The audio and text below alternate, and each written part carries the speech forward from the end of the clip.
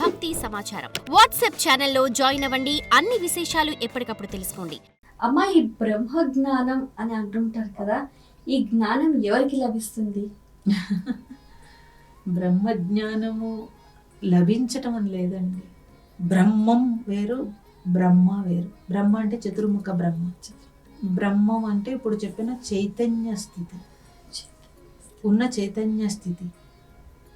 అది అంటే ఎవరైతే ఆ అద్వైతములో, ఏకత్వములో, రెండవది లేని స్థితిలో ఉన్నదంతా ఒకటే చైతన్యము అని అనుభవించగలుగుతారు. అనుభవేద్యము అన్నారు దాన్ని. ఎవరైతే అలా అనుభవించగలుగుతారో వాళ్ళు మాత్రమే దాన్ని ఆ స్థితిలో అనుభవించగలుగుతారు, ఆనందించగలుగుతారు. అటువంటి స్థితి రావాలి అని అంటే ఆ ఏకత్వ స్థితి వైపు కంప్లీట్ మనం ఉండగలిగితే తప్పించి రాదండి. అదేమంత ఈజీగా వచ్చేసే స్థితి కాదు. పర్పస్ ఆఫ్ లైఫ్ అంటే జీవిత లక్ష్యాలు తెలుసుకోవాలి, దానికి అనుగుణంగా జీవనాన్ని సాగించాలి అని అంటారు. ఇవి ఎవరి ద్వారా తెలుసుకోవాలి, ఎలా తెలుసుకోవాలి? జీవిత లక్ష్యము ఎవరి జీవితానికి వాళ్ళే చూసుకోవాల్సి ఉంటుంది. అందరికీ ఒకటే లక్ష్యం ఉండదు.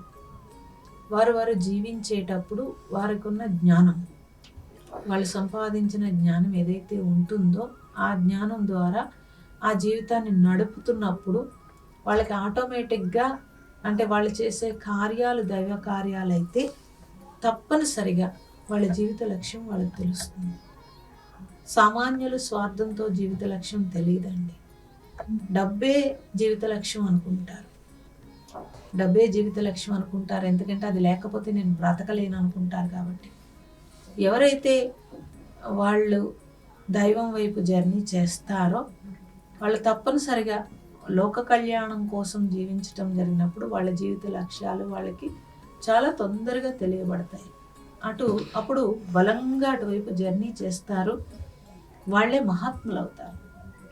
అలాంటి మహాత్ములు అవ్వాలి అని అంటే తప్పనిసరిగా మానవ జీవితాన్ని సార్థకత వైపు జర్నీ చేయించాలి. చేయించినప్పుడు మాత్రమే అవ్వగలుగుతారు. ఒక జీవితాన్ని ఎలా పరిపూర్ణం చేసుకోవాలి? అసలు ఈ పూర్ణత్వం అంటే ఏమిటి? ఆ పూర్ణ స్థితి ఎలా వస్తుంది? అంటే చాలా వరకు పూర్ణమదః పూర్ణమిదం పూర్ణాత్ అనే పద్యం చదివితే వస్తుంది అనుకుంటారు. అందులో అర్థం తెలియాలి. సంపూర్ణము అని అంటే మనకి అసంతృప్తి ఉండకూడదండి. అంటే ప్రతి దాంట్లోనూ ఆ తృప్తి, ఏ తృప్తి అంటే బాహ్యం ఒకటే కాదు, అంతర తృప్తి ఒకటి ఉంది. అది ఉన్నప్పుడు భయం కానీ బెంగ కానీ ఏమీ ఉండదు. అయితే పూర్ణత్వం, నేను పూర్ణుడిని అవ్వాలి అని అసలు ముందు మనిషి అనుకోవాలి కదా. అనుకుని అటువైపు జర్నీ చేయాలి. ఏది అయితే నేను సంపూర్ణుడవుతాను, ఏది చేస్తే నేను ఈ అసంతృప్తి నుంచి బయటపడతాను అనే జర్నీ ఒకటి ఉందని తెలిసి అటువైపు జర్నీ చేయాలి తప్పించి ఏమీ చేయకుండా ఒక్క ముక్కలో పూర్ణుడు అవ్వలేరు ఎవరు కూడా. కాబట్టి లోపల ఉన్న అసహనము, అంటే శాంతి లేకపోవడము, అశాంతి, వీటన్నింటినీ ఫస్ట్ దృష్టి పెట్టాల్సింది. అవి తొలగిస్తే కనుక ఆ జీవిత లక్ష్యం ఏంటో తెలుస్తుంది. పూర్ణం అవడానికి జర్నీ ఒకటి ఉందని తెలుస్తుంది. అయితే ఈ పద్యం ఎందుకు పెట్టారు మరి అని అంటే, ఎవరైనా లోపల స్థితి ఇది, నీకు ఈ స్థితిని నువ్వు పొందాలి, ఇదే నీ జీవిత లక్ష్యం అని తెలియటానికి నువ్వు పూర్ణుడవి, అంతా పూర్ణత్వం ఉంది కాబట్టి అటువంటి పూర్ణం వైపు నీ జీవితం అని తెలియచేశారు మనకి. కాబట్టి లోపల ఉన్న అసంతృప్తులు తొలగించి సంపూర్ణముగా నా జీవితము అని ఎవరైతే లక్ష్యం పెట్టుకుంటారో వాళ్ళే పూర్ణుడు అవ్వగలుగుతారు. అటు జర్నీ చేస్తారు. కాబట్టి ఈ పూర్ణత్వం పొందటానికి అంటే ఆ ప్రస్తుత జన్మ సరిపోతుందా, లేకపోతే ఏదైనా సత్కార్యం చెయ్యాలి అని అంటే 2 అడుగులు ముందుకేస్తే 4 అడుగులు వెనక్కి వెళ్తూ ఉంటారు. అంటే పూర్వజన్మ కర్మ వాసనలు అనేవి వెనక్కి లాగుతూ ఉంటాయి. ఆ సందర్భాల్లో ఎలా ముందుకెళ్ళాలి? ఇప్పుడు సత్కార్యం చేసేటప్పుడు ఏదైనా ఇబ్బంది వస్తే బాధపడిపోతున్నారు. మన పిల్లలు ఎవరైనా సక్సెస్ అవ్వకపోతే కనుక వాడిని ఎలా సక్సెస్ చేయాలని మనం ఊరికే పరుగులు పెడుతున్నాం కదండి. కదా, ఒక ఉద్యోగం రాలేదనుకోండి ఏం బాధపడలేదు. ఎలాగోలా ప్రయత్నం చేసి సంపాదిస్తుంది. ఇల్లు కట్టుకునేటప్పుడు బోల్డ్ ఆటంకాలు వస్తూ ఉంటాయి. తప్పనిసరిగా ఆ ఇల్లు కట్టేసుకోవాలని తప్పనిసరిగా ఎలాగోలా కట్టి అమ్మయ్య అనుకుంటున్నాడు. అంటే మనిషి తలుచుకుంటే చెయ్యలేదంటూ ఏదీ లేదు అని తెలుస్తోంది భౌతిక పరిస్థితుల్లో. మరి ఇక్కడ సత్కార్యాల దగ్గరికి వచ్చేటప్పటికి ఆటంకం వస్తే ఆగిపోవడం ఏంటండి కదా? అంటే అది దైవ కార్యం కాబట్టి దైవం ఎందుకు ఆటంకం పెడుతున్నాడు? ఆటంకం పెట్టకుండా సవ్యంగా జరిగిపోవాలి కదా అని అనుకుంది. దైవం పరీక్ష పెడుతున్నాడు, నువ్వు నిలబడాలని ఎందుకు అనుకోకూడదు. ఎందుకు పరీక్ష పెట్టాలి దైవం అని అంటే, నీకు పరిణతి రావడం కోసము, అందులోంచి ఒక వైరాగ్యము మనకి తప్పనిసరిగా రావాలి. వస్తేనే పరిణతి చెందుతాడు. ఆయన దయామయుడు కాబట్టి మనకి ఆ దారిలో ఏదన్నా ఇబ్బంది వచ్చినప్పుడు ఫస్ట్ మనం నిలబడతామా లేదా టెస్టులు ఉంటాయి. నువ్వు నిలబడిపోతే కనుక దారి సుగమం అయిపోతుంది.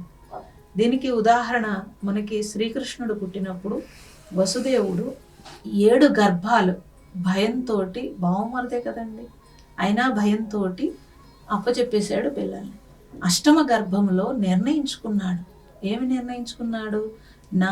భార్యాభర్తలు ఇద్దరూ నిర్ణయించుకున్నారు, మన ప్రాణం పోయినా పర్వాలేదు, ఈ బిడ్డని ఎట్టి పరిస్థితిలో కాపాడదాం అనుకున్నారు. కాపాడదాం అనుకున్నప్పుడు దారి ఎంత సుగమైందో అది పురాణం కథ కాదండి. కాపాడదాం అనుకుని అన్నప్పుడు అన్ని దారులు సుగమైనవి.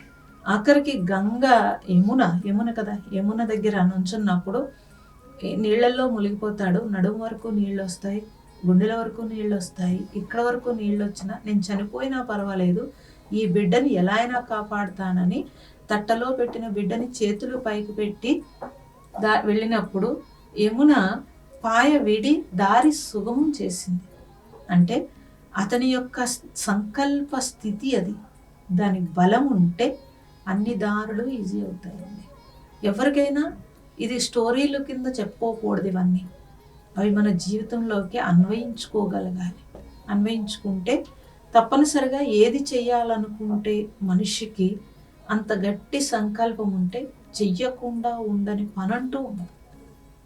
ఆ సంకల్ప శక్తి బలంగా ఉండాలి. మా ప్రేక్షకులకు చక్కటి సక్సెస్ మంత్ర మీ మాటల్లో.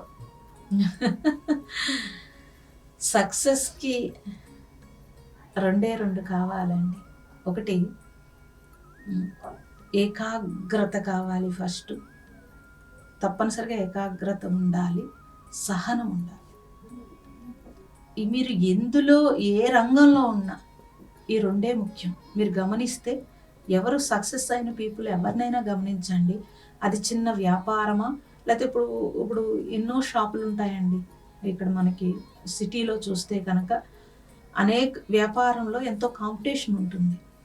ఒకచోటే మనం ఒక హోటల్ ఉందనుకోండి, ఒకచోటే మనం వెళ్ళి తింటూ ఉంటాం. లేకపోతే ఒక బట్టల షాప్ ఉందనుకోండి, ఒక చోటకే ఎక్కువ మంది వెళ్తూ ఉంటారు. ఎందుకు వెళుతున్నారు వాళ్ళు? ఇది గమనించాలి. చదువుకున్నప్పుడు లేకపోతే ఇంకో దాంట్లో ఎవరైనా సక్సెస్ అవుతున్నారు అని అంటే వాళ్ళకి కంపల్సరీ 2 ఉంటాయి. ఒకటి ఏకాగ్రత, 2 సహనం, అంటే ఓపిక. ఈ 2 ఉంటే సక్సెస్ రెడీగా ఉంటుంది. మీరు ఆధ్యాత్మికంలో సక్సెస్ అవుతారా, భౌతికంగా సక్సెస్ అవుతారా, ఏది సక్సెస్ అవ్వాలన్నా ఇప్పటి వరకు సక్సెస్ పీపుల్ని చూసుకుంటే ఈ 2 ఆభరణాలు వాళ్ళకు ఉండి సక్సెస్ అయ్యారు అనేది గుర్తుపెట్టుకోవాల్సి ఉంటుంది. అది తెలిస్తే సరే. చాలా సంతోషం అమ్మా, మీ అమూల్యమైన సమయాన్ని కేటాయించి ఎన్నో విషయాలు వివరంగా మా అందరికీ తెలియజేసినందుకు ధన్యవాదాలు. మీకు కూడా ధన్యవాదాలు. ప్రేక్షకులు వీక్షించారు కదండి, ఇది ఇవాళ మన ధర్మ సందేహాలు కార్యక్రమం. స్వస్తి. For more videos like this, subscribe Big TV channel.